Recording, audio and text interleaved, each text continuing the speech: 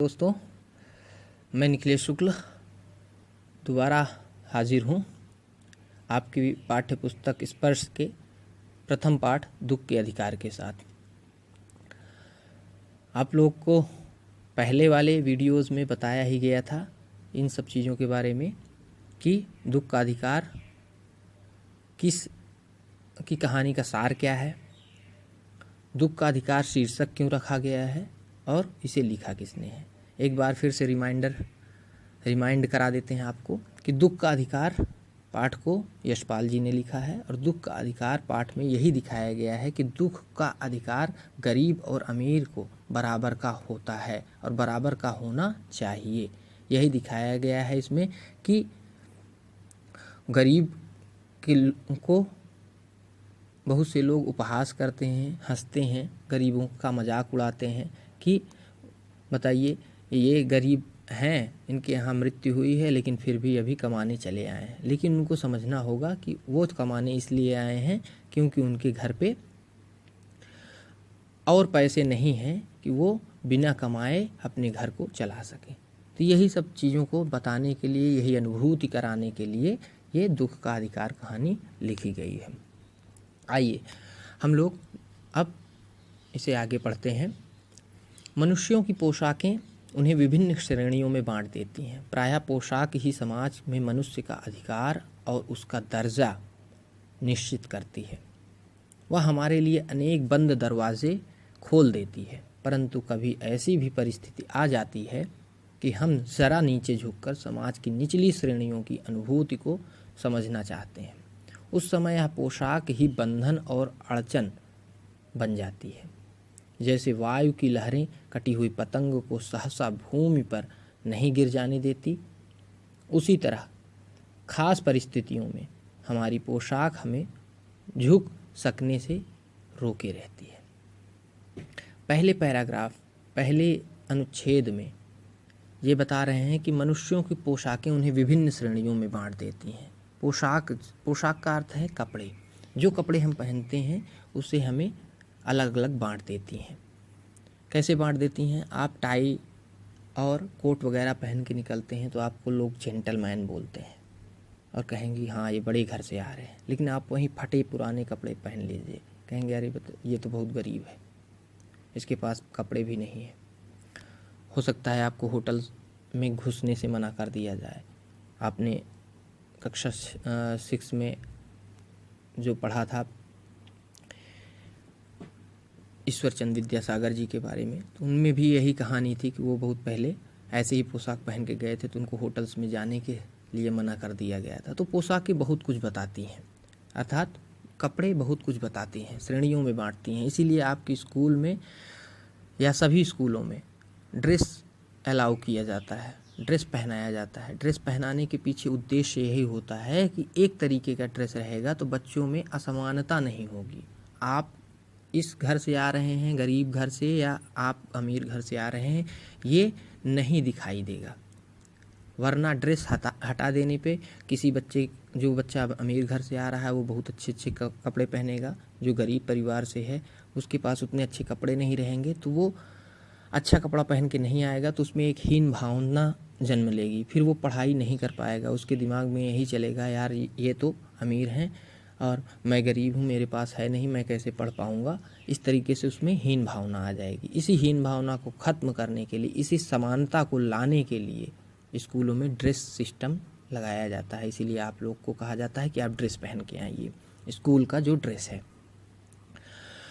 तो आते हैं तो अलग अलग श्रेणियों में बांट दिया जाता है, उसका दर्जा निश्चित करती हैं। कह रहे हैं कि समाज प्रायः पोशाक ही समाज में मनुष्य का अधिकार और उसका दर्जा निश्चित करती है। दर्जा अर्थात स्तर निश्चित करती हैं कि नीचे स्तर का है या ऊंचे स्तर का है। वह हमारे लिए अनेक बंद दरवाजे खोल देती हैं, परंतु कभी ऐसी भी परिस्थिति आ जाती है कि हम ज़रा नीचे झुककर समाज की निचली श्रेणियों में, नीचे की ओर जो हैं, जो गरीब हैं, श्रेणियों के अनुभूति को समझना चाहते हैं।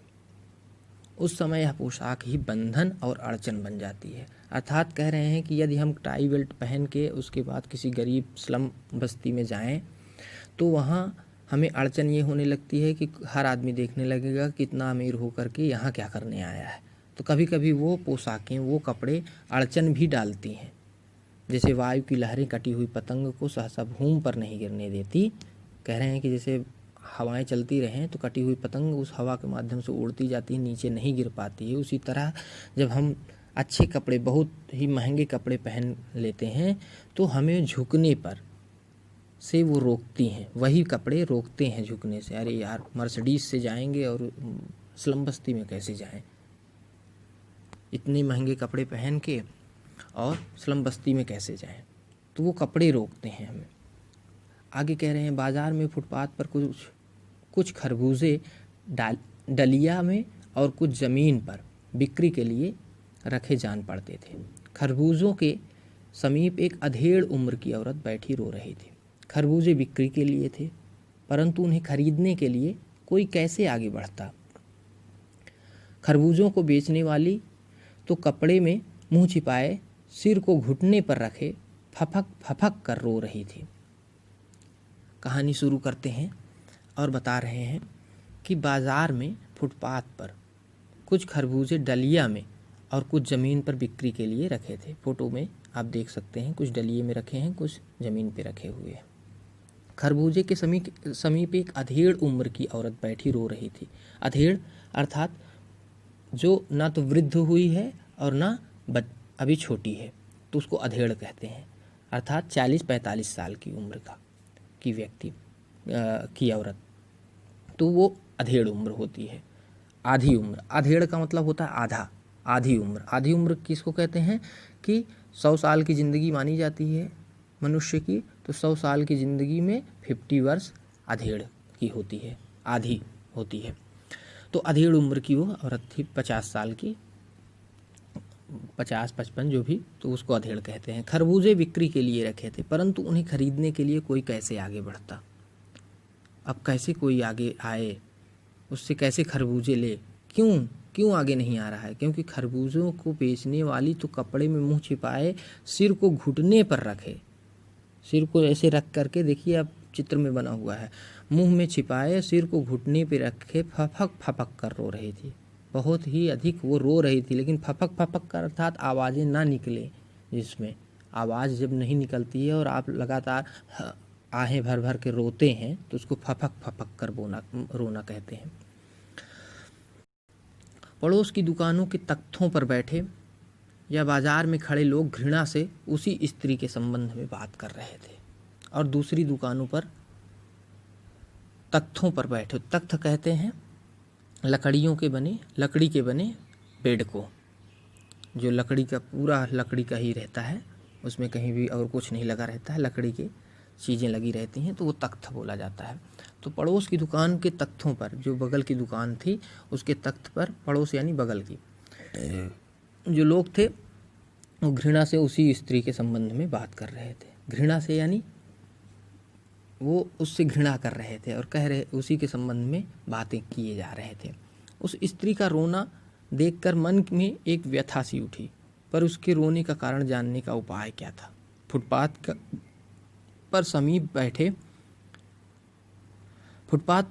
पर उसके समीप बैठ सकने में मेरी पोशाक ही व्यवधान बन खड़ी हो गई। अब सब लोग उसके बारे में बात कर रहे थे, वो भी घृणा से बात कर रहे थे। तो ये लेखक कह रहे हैं कि मुझे व्यथा सी उठी, मतलब उनके अंदर एक ऐसा भाव उठा कि नहीं, इसको जानना चाहिए। दया का भाव उठा कि जानना चाहिए क्या हुआ है, क्यों रो रही है। लेकिन फुटपाथ पर उसके समीप बैठ सकने में मेरी पोशाक व्यवधान डाल रही थी, क्योंकि वो बहुत अच्छा पोशाक पहने थे, बहुत अच्छा कपड़ा पहने थे, इसलिए वो उनके रोड़े बन रही थी, व्यवधान कर रही थी, अर्थात उनको रोक रही थी वहाँ पर खड़े होने से। एक आदमी ने घृणा से एक तरफ थूकते हुए कहा, क्या ज़माना है, जवान लड़के को मरे पूरा दिन नहीं बीता और यह बेहया दुकान लगा के बैठी है। एक आदमी ने घृणा से एक तरफ थूकते हुए कहा, थूक करके बड़े घृणात्मक रूप से बोला। क्या बोलता है, क्या ज़माना आ गया है, कैसा ज़माना आया है, जवान लड़के को मरे अभी पूरा दिन नहीं बीता, अभी जवान लड़का मरा नहीं, अभी मरा है और एक दिन भी नहीं बीता है, और यह बेहया अर्थात जिसको शर्म ना हो, बेहया कहते हैं जिसकी में हया ना हो। हया का मतलब होता है शर्म, और बेहया बे उपसर्ग है, तो उपसर्ग यहाँ पर लगाया गया है, तो बेहया अर्थात जिसमें शर्म ना हो। तो दुकान लगा करके बैठ गई है। बताइए, इसका लड़का अभी मरा है, आज दिन भी नहीं बीता है। उसने कहा। दूसरे साहब अपनी दाढ़ी खुजाते हुए कह रहे थे, अरे जैसी नीयत होती है अल्लाह भी वैसी ही बरकत देता है। दूसरे ने क्या कहा कि जैसी नीयत होती है, अर्थात जैसे तुम्हारी नीयत होगी वैसी ही अल्लाह अर्थात भगवान वैसी ही बरकत देगा। बरकत देगा मतलब उन्नति देगा। जैसे आपकी अच्छाइयाँ होंगी, नीयत होगी, अच्छाई होगी, वैसे ही आप उन्नति करेंगे। इसकी अच्छाई है नहीं, इसीलिए ये गरीब है। उनके कहने का अर्थ ये था, उसने व्यंग्य किया था। सामने के फुटपाथ पर खड़े एक आदमी ने दिया सलाई की तीली से कान खुजाते हुए कहा, अरे इन लोगों का क्या है, ये कमीने लोग रोटी के टुकड़े पर जान देते हैं। इनके लिए बेटा बेटी खसम लुगाई धर्म ईमान सब रोटी का टुकड़ा है। कह रहे हैं दूसरे आदमी ने दिया सलाई अर्थात माचिस, मैच बॉक्सेस है ना, तो दिया सलाई कहते हैं उसको, मैच बॉक्स को, माचिस की तीली को, तो वही माचिस की डिबिया को दिया सलाई। तो माचिस की जो डिबिया थी उसमें से तीली निकाल करके कान खुजाते हुए एक ने कहा कि इन लोगों का क्या है, ये कमीने लोग हैं। कमीने अर्थात नीच लोग हैं, और रोटी के टुकड़े पर ये जान देते हैं, इसीलिए यहाँ पर बैठ गए हैं कि इनको रोटी चाहिए और दुनियादारी ख़त्म। इनके लिए बेटा बेटी अर्थात बेटा बेटी कुछ नहीं है। खसम लुगाई, खसम का अर्थ होता है पति, पति और पत्नी, लुगाई का अर्थ होता है पत्नी, पति पत्नी इनके लिए कुछ नहीं है। धर्म ईमान नहीं। अब देखिए, यहाँ मैंने आपसे पहले वाले वीडियो में बताया था कि इनके जो इन्होंने शब्द इसमें रखे हैं केवल हिंदी के ही नहीं हैं, उर्दू और इंग्लिश के भी हैं। तो यहाँ पर खसम लुगाई ये सारे शब्द उर्दू के हैं। खसम लुगाई पति पत्नी, धर्म ईमान, और ईमान धर्म हिंदी का शब्द, ईमान उर्दू का शब्द। ईमान का मतलब होता है ईमानदारी। तो धर्म और ईमान सब रोटी का टुकड़ा है। इनके लिए रोटी का टुकड़ा ही सब कुछ है और कुछ नहीं है, कहने का अर्थ है। परचून की दुकान पर बैठे लाला जी ने कहा, अरे भाई उनके लिए मरे जिए का कोई मतलब ना हो, पर दूसरे के धर्म ईमान का तो ख्याल करना चाहिए। पर वहाँ पर एक लाला जी बैठे थे। लाला जी अर्थात परचून की दुकान। परचून की दुकान कहते हैं जो आप जाते हैं जहाँ आपको सारी चीज़ें ग्रॉसरी वगैरह की सामान मिल जाते हैं, तो ग्रॉसरी के दुकान को, ग्रॉसरी वाले दुकान को परचून की दुकान कहते हैं। तो वहाँ बैठे लाला जी ने कहा, लाला जी अर्थात जो पहले वो लोग जो परचून की दुकान खोलते थे, ग्रॉसरी की दुकान खोलते थे, उनको लाला बोला जाता था। तो वही लाला जी ने कहा, अरे भाई उनके लिए कोई भी मरे जिए का कोई मतलब ना हो, उनके लिए कोई मतलब ना हो, लेकिन दूसरे का धर्म ईमान क्यों ख़राब कर रहे हैं। उनके कहने का मतलब कि उसका तो ख्याल करना चाहिए, उसको तो देखना चाहिए। ख्याल करना अर्थात देखना चाहिए। जवान बेटे के मरने पर 13 दिन का सूतक होता है, और वह यहाँ सड़क पर बाज़ार में आकर खरबूजे बेचने बैठ गई है।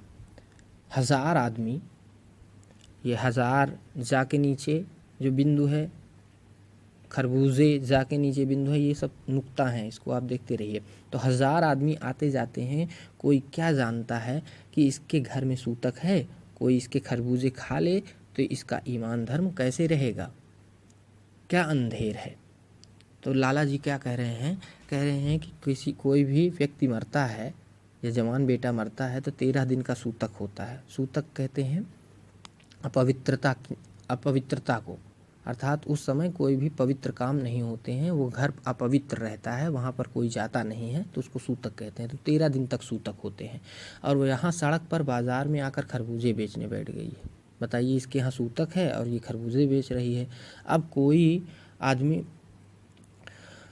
आ जा रहा है, उसको क्या पता कि इसके घर में सूतक है। कोई इसके खरबूजे अगर लेकर के खा लेगा तो उसका ईमान धर्म ख़त्म नहीं हो जाएगा। कहने का अर्थ है कि उसका ईमान धर्म कैसे रहेगा, अर्थात उसका ईमान धर्म खत्म हो जाएगा। क्या अंधेर है। अब कह रहे हैं कि क्या अंधेर है, बताइए, कि दूसरे का ईमान धर्म ये ख़त्म कर रही है। अब उसके ऊपर क्या बीत रही है, किसी से कोई लेना देना नहीं है। कोई उसकी चीज़ों को समझना नहीं चाहता है कि क्यों आकर के बैठी है, क्यों रो रही है।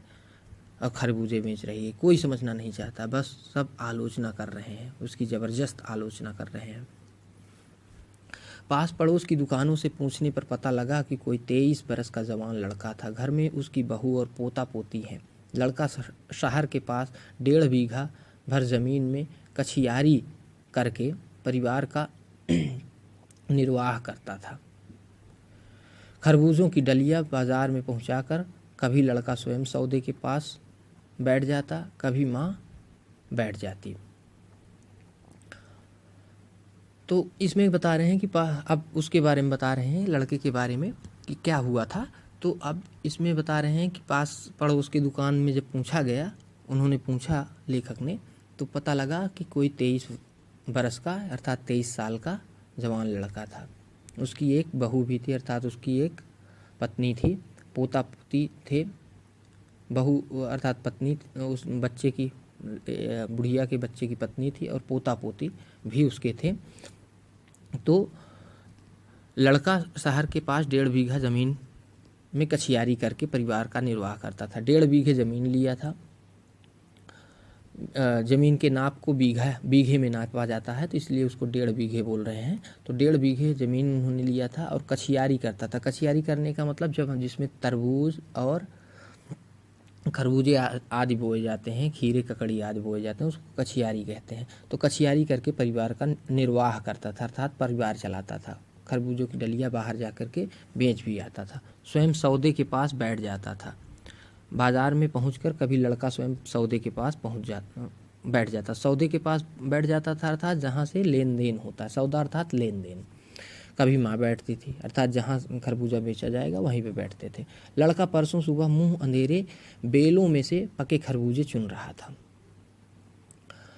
और गीली मेड़ की तरावट में विश्राम करते हुए एक सांप पर लड़के का पैर पड़ गया। सांप ने लड़के को डस लिया। हुआ क्या कि मुंह अंधेरे अर्थात 4 बजे के करीब, जब अंधेरा हल्का हल्का रहता है, तो उस समय बेलों में से पके जो खरबूजे की बेल, खरबूजे के पेड़ को बेल बोल रहे हैं कि बेल उसको कहते हैं जो मतलब पेड़ के जैसे खड़े नहीं होते हैं, उसमें लंबी लंबी डालियाँ ऐसे दूसरी चीज़ों में चढ़ी रहती हैं, तो उनको बेल बोलते हैं।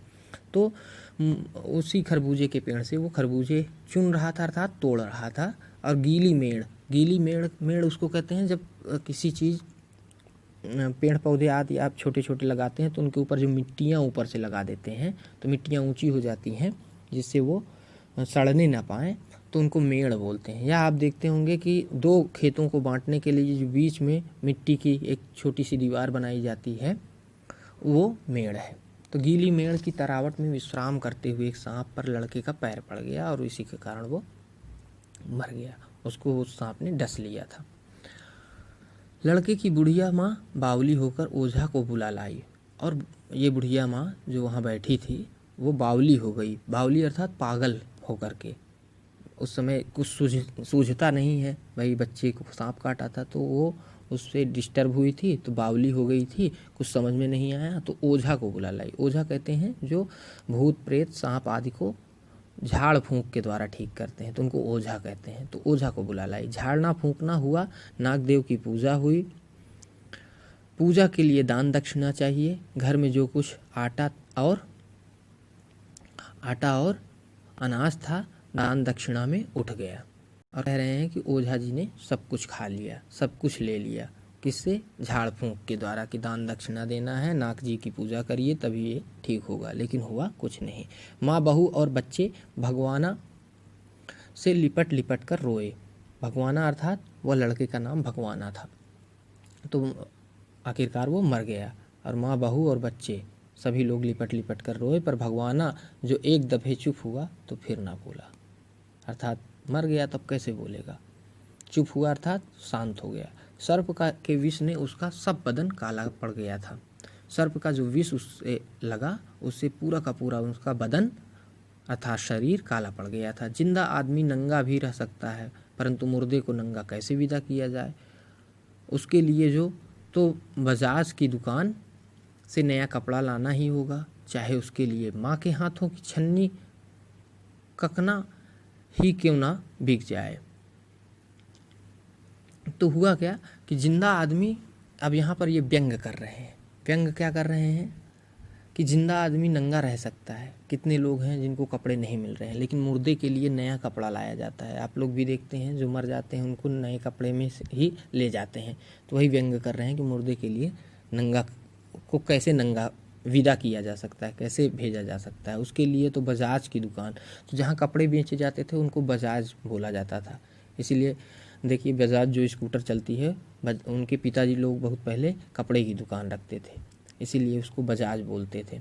तो बजाज अर्थात कपड़े की जो दुकान चलाते हैं, तो उस दुकान से एक नया कपड़ा लाना ही होगा। उसके लिए चाहे माँ के छन्नी ककना अर्थात जो कंगन वगैरह हैं, जो उनके पहनने वाले आभूषण हैं, ज्वेलरी हैं, वो बिक ही क्यों ना जाए, लेकिन उसको नंगा नहीं भेज सकते हैं। यहाँ व्यंग यही कर रहे थे। भगवाना परलोक चला गया, भगवाना भगवान के पास चले गए, परलोक यानी भगवान के पास।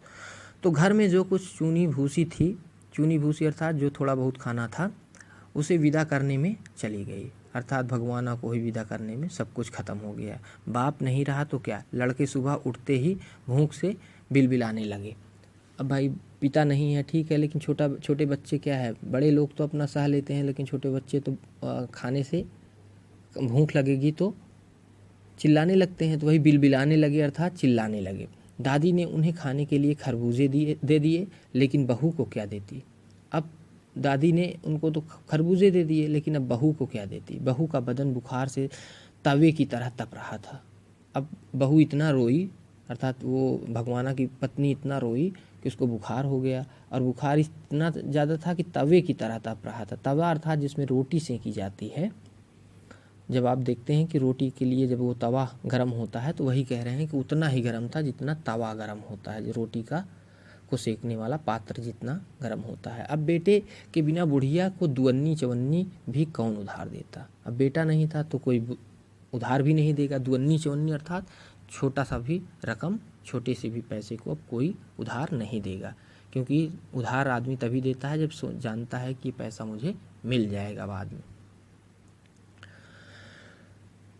आगे आते हैं तो इस तरीके से आपने देखा कि अब कैसे बेटा ख़त्म हुआ, ये लेखक बता रहा है।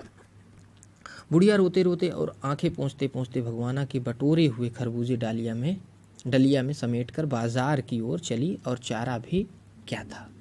अब यही सब हुआ, तो चूँकि बहू को बुखार था, उसके लिए दवा भी लानी थी, पैसे थे नहीं, सब ओझा के ओझाई में ख़त्म हो गए थे। तो यही सब सोचते हुए कि भाई क्या करेंगे, तो यह सब होते हुए अपने हृदय को उसने दृढ़ किया, मजबूत किया, अपने दिल को मजबूत करते हुए, और रोते रोते और आँखों को पोंछते पोंछते जो डलिये में भगवाना ने रखा था खरबूजा, उसको सब डलिये में इकट्ठा करके समेट कर अर्थात इकट्ठा कर वो कहाँ गई, बाजार की ओर चली। और चारा भी क्या था अर्थात और कोई रास्ता नहीं था। बुढ़िया खरबूजे बेचने का साहस करके आई थी, परंतु सिर पर चादर लपेटे, सिर को घुटने पर टिकाए हुए फपक फपक कर रो रही थी। कह रहे हैं कि बुढ़िया खरबूजे बेचने का साहस करके तो आई थी कि चलो बेचेंगे, किसी तरीके से बेचेंगे, लेकिन अब और चारा है नहीं और कोई रास्ता नहीं है, लेकिन बेच नहीं पा रही थी। बार बार उसको याद आ रही थी बेटे को, परंतु सिर पे चादर लपेटे और सिर को घुटने में टिकाए फपक फपक कर जोर जोर रो रही थी। फपक फपक कर अर्थात अधिक तेजी में रो रही थी, तेज रो रही थी। कल जिसका बेटा चला गया, आज वह बाजार में सौदा बेचने चली है, हाय रे पत्थर दिल। लोग क्या कह रहे हैं कि लोग उसका मजाक उड़ा रहे हैं, लेकिन यहाँ पर यशपाल जी क्या कह रहे हैं कि कल जिसका बेटा चला गया, मर गया, और आज वो सौदा बेचने आई है, अर्थात अपने खरबूजों को बेचने आई है, हाय रे पत्थर दिल। कितना पत्थर दिल होगा वो। लोगों की कही बातों को बता रहे हैं, व्यंग कर रहे हैं। इसीलिए यहाँ आप देख रहे हैं कि संबोधन का चिन्ह है पत्थर दिल। कितनी पत्थर दिल होगी, लोग कह रहे हैं। उस पुत्र वियोगिनी के दुख का अंदाज़ा लगाने के लिए पिछले साल अपने पड़ोस के पुत्र की मृत्यु से दुखी माता की बात सोचने लगा। वह संभ्रांत महिला पुत्र की मृत्यु के बाद 2.5 मास तक पलंग से उठ न सकी थी। उन्हें 15-15 मिनट के बाद पुत्र वियोग से मूर्छा आ जाती थी और मूर्छा न आने की अवस्था में आंखों से आंसू ना रुक सकते थे। 2-2 डॉक्टर हरदम सिरहाने बैठे रहते थे, हरदम सिर पर बर्फ रखी जाती थी। शहर भर के लोगों के मन उस पुत्र शोक से द्रवित हो उठे थे। अब यहाँ पर लेखक फ्लैशबैक में जा रहे हैं और सोच रहे हैं कि आज ये गरीब पर लोग तरह तरह की बातें कर रहे हैं, पत्थर दिल बोल रहे हैं, कमीना बोल रहे हैं, बेहया बोल रहे हैं, तरह तरह के शब्दों का इस्तेमाल कर रहे हैं, उसको क्या क्या नहीं कहा, लेकिन कह रहे हैं कि पास के पड़ोस में जब पिछले साल एक अमीर व्यक्ति के, संभ्रांत महिला अर्थात अमीर महिला है ना, तो संभ्रांत महिला जो बहुत ही जेंटल जिनको बोल सकते हैं इंग्लिश में, तो अमीर महिला थी, उनके पुत्र का मृत्यु हुआ था। 2.5 मास तक, 2.5 मास मतलब 2.5 महीने तक, 2 महीने और हाफ और महीना जोड़ दीजिए तो उसको 2.5 मास कहते हैं। तो 2.5 महीने तक, 2.5, तो 2.5 महीने तक वो पलंग से नहीं उठे थे। अब सोचिए, इधर गरीब थी, उसको एक भी दिन नहीं बीता था वो खरबूजे बेचने आई थी, और एक महिला जो अमीर थी वो 2.5 महीने तक अपने बिस्तर से नहीं उठ पाई थी, और 15-15 मिनट में उसको पुत्र वियोग से मूर्छा आता था। पुत्र वियोग अर्थात पुत्र उससे दूर हो गया था। वियोग अर्थात योग का मतलब जोड़ना होता है, वियोग का मतलब दूर हो जाना होता है। तो पुत्र उससे दूर हो गया था, यह सोच करके उसको मूर्छा आ जाती थी, वो बेहोश हो जाती थी। और मूर्छा मतलब बेहोश होना। मूर्छा ना आने की अवस्था में आंखों से आंसू नहीं रुकते थे, और जिस समय मूर्छा नहीं आती थी, बेहोश नहीं होती थी, उस समय उसके आंसू नहीं रुकते थे। 2-2 डॉक्टर हरदम सिरहाने, सिर के पास उसके बैठे रहते थे,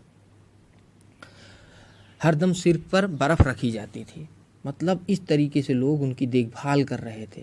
वो इस तरीके से दुख मना रही थी कि 2.5 महीने तक नहीं उठ पा रहे थे, और यहाँ वो एक दिन के बाद ही लेकर के खरबूजे बेचने आ गई थी। शहर भर के लोगों के मन उस पुत्र शोक से द्रवित हो उठे थे। पूरे शहर के लोग उनके पुत्र शोक को देख करके द्रवित यानी पिघल गए थे।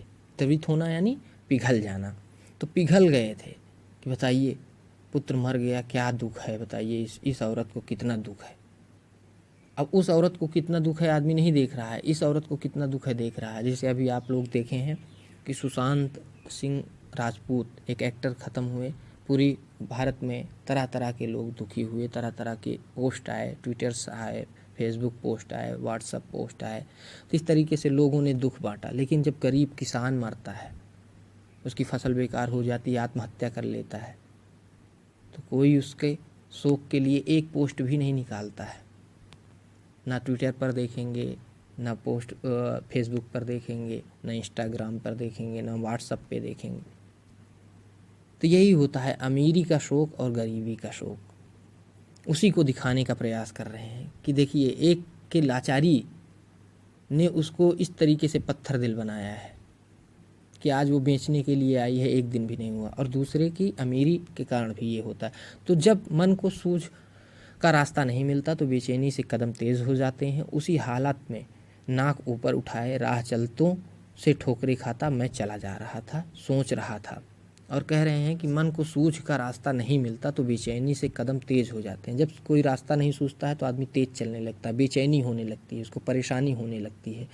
और कह रहे हैं कि हालत में नाक ऊपर उठाए अर्थात ऊपर की ओर देखता हुआ, सोचता हुआ, और राह चूँकि नीचे नहीं देख रहा हूँ, अब भगा जा रहा हूँ, तो राह चलतों से ठोकरे खाता मैं चला जा रहा था। अर्थात जब देख ही नहीं पा रहा हूँ कौन आ रहा है, तो एक दूसरे से धक्का भी लग रहा है, और सोच रहा था। और क्या सोच रहे हैं कि शोक करने, गम मनाने के लिए भी सहूलियत चाहिए, और दुखी होने का भी एक अधिकार होता है। और क्या सोच रहे हैं, यहाँ व्यंग्य कर रहे हैं कि गम मनाने के लिए अर्थात शोक मनाने के भी सहूलियत होनी चाहिए। सहूलियत चाहिए, सहूलियत अर्थात एक मैनर चाहिए कि ऐसे दुख मनाना है भाई। दुख कम से कम 2.5 महीने मनाना है, 4 महीने, 6 महीने मनाना है, एक दिन में ही थोड़ी ठीक हो जाओगे। तो ये सहूलियत, ये मैनर होना चाहिए। और दुखी होने, व्यंग कर रहे हैं कि और दुखी होने का भी एक अधिकार होता है और दुख का भी अधिकार होता है कि अमीरों को दुख का ज़्यादा अधिकार होता है, गरीबों को कम होता है। तो इस तरीके से अपनी कहानी समाप्त करते हैं। तो पूरी कहानी का उद्देश्य यही था कि दुख का अधिकार गरीब और अमीर दोनों को होता है, पर परिस्थितिवश गरीब उसको दिखा नहीं पाता है, गरीब उसको जता नहीं पाता है, गरीब उसको बता नहीं पाता है, लेकिन अमीर उसको ज़्यादा शो ऑफ करता है, ज़्यादा दिखाता है, क्योंकि उसके पास उतनी चीज़ें हैं दिखाने के लिए, गरीब के पास नहीं है, लेकिन हैं दुख बराबर ही।